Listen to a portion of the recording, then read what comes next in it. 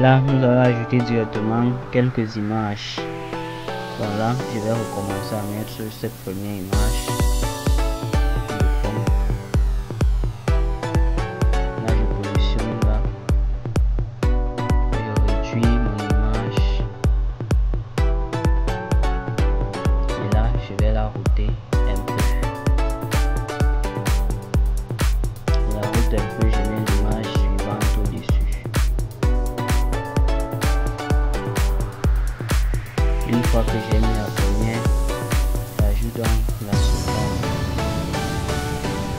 Et la seconde, donc, vu qu'il y a un logo sur l'image et que je veux masquer mon image, je vais la positionner plutôt en bas. Et je vais essayer de roter dans ce sens. Donc, je vais réduire mon image. Je vais essayer de mettre un peu comme ici. Et passer celle-ci au-dessus pour essayer de masquer un peu le logo qu'il y avait dessus et laisser ces deux images comme ceci. Je vais faire tourner ceci là dans ce sens et faire tourner celle-ci dans l'autre sens comme nous l'avons vu sur l'animation des diaporamas. Donc ce que nous devons faire, nous devons ajouter d'abord les contours pour que ça soit un peu bien visible, vu que c'est déjà visible, pour décorer davantage, autant pour moi. Là, je prends dans mes favoris, je mets la contour. Là, je double-clique sur mon élément, je mets dans effet. Là, on peut réduire légèrement la taille de mon contour. Là, je valide. Je fais un clic droit, je copie l'effet. Et je colle mon effet à ce niveau.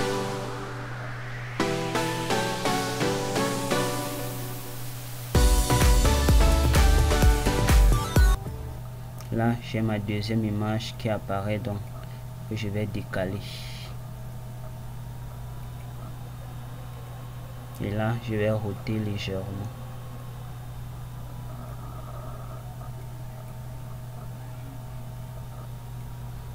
Là, je vais aplatir un peu, mais pas trop pour que ça déforme son image.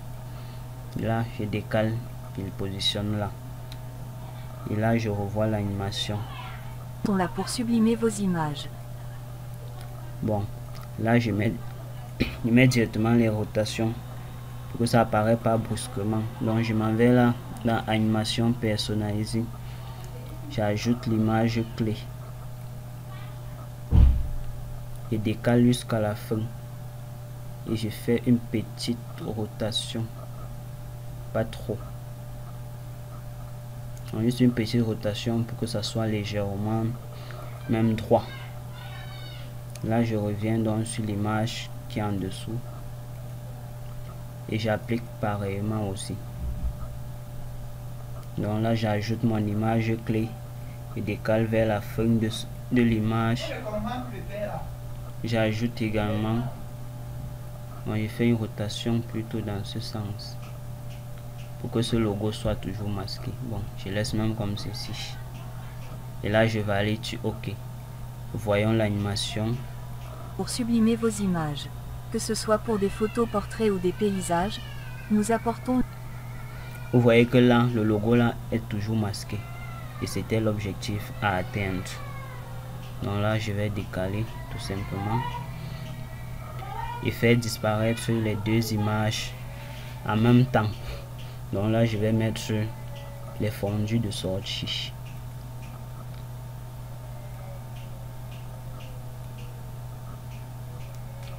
Vous voyez que lorsque j'ajoute mon fondu de sortie, ça coupe directement mon animation personnalisée que j'avais mis.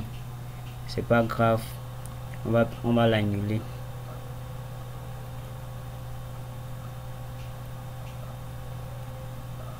Là, nous devons juste l'annuler.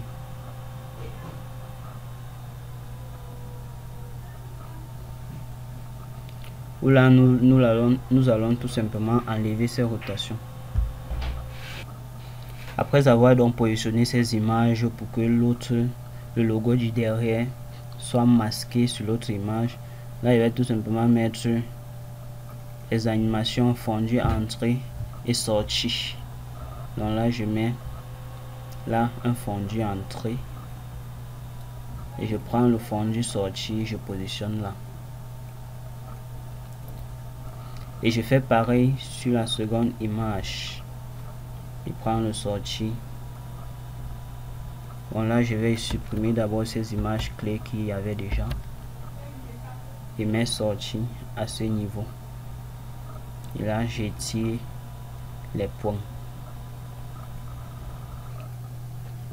Là maintenant, après avoir positionné les images, bon, vu que l'intervalle de lecture de la partie retouche photo est un peu grande et que je n'ai pas beaucoup d'images sur la retouche photo, je vais essayer d'augmenter la durée de ces éléments, donc de ces images. Je clique là, j'augmente la durée et là je décale mes fondus de sortie en cliquant sur les points et clique et décale tout simplement. Et là je positionne à ce niveau. Donc, bon, j'ai fait ce décalage tout simplement pour que mon image d'arrière-plan puisse disparaître avant l'image du dessus. Comme il y a un logo à ce niveau, il ne veut pas qu'il puisse apparaître. Donc ce qui fait que je dois rentrer légèrement avec mon image du fond, qui puisse disparaître avant que l'image du dessus ne disparaisse complètement. Voilà. À côté de cela, maintenant nous pouvons ajouter des animations sur ces images, des effets de superposition. Là je viens dans effets, là dans les favoris que j'avais enregistrés, on peut utiliser ces effets. Si je sélectionne l'image du bas, je double-clique sur cet effet pour voir l'aperçu sur l'image. Là vous voyez l'aperçu, ça n'agit que dans l'image. Là si ça me convient, donc je porte et dépose dessus. Et là je viens sur l'image du dessus, je peux cliquer et voir celle qui me convient, si c'est celle-ci ou celle-ci. Donc vous pouvez venir fouiller dans les effets vidéo. Donc une fois que vous avez les effets vidéo, vous double-cliquez sur ça, vous allez voir comment ça agit sur votre élément.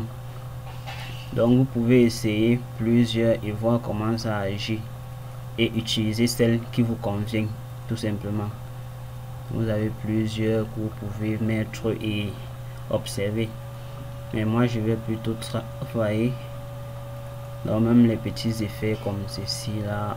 Vous pouvez mettre et là vous avez quelques aperçus, mais moi je veux pas trop de saturation, donc je vais mettre plutôt celle-ci qui est plutôt simple.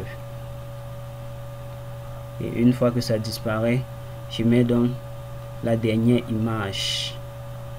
Là je me positionne, je prends la dernière image et mets à ce niveau. Et là je les tire jusqu'à la fin de mon audio. Oulala, là mon audio se termine à ce niveau. J'ai trop décalé avec mes textes. Je vais tout simplement ramener. Donc je ramène tout simplement chaque élément et ramène tout simplement chaque élément. Et là comme je disais, je vais réduire encore la durée de ces images.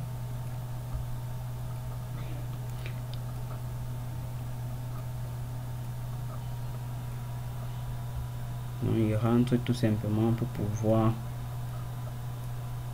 rendre l'aperçu de cette image un peu plus longue. Donc je me positionne là. Il rentre aussi avec cette image.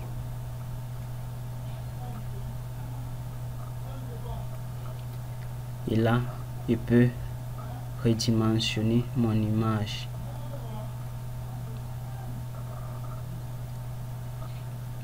Et là, j'applique directement un contour. Je prends mon contour dans mes favoris, je pose dessus et double-clic et réduire. Et pas dans effet, contour et réduire la taille. Et là, j'applique l'animation personnalisée tout simplement. J'ajoute là mon image clé. Et je m'en vais à la fin. Et fais juste un décalage sur l'axe X. Tout simplement. Et là, c'est OK. Et là, on peut recommencer au niveau des images et voir ce que ça donne.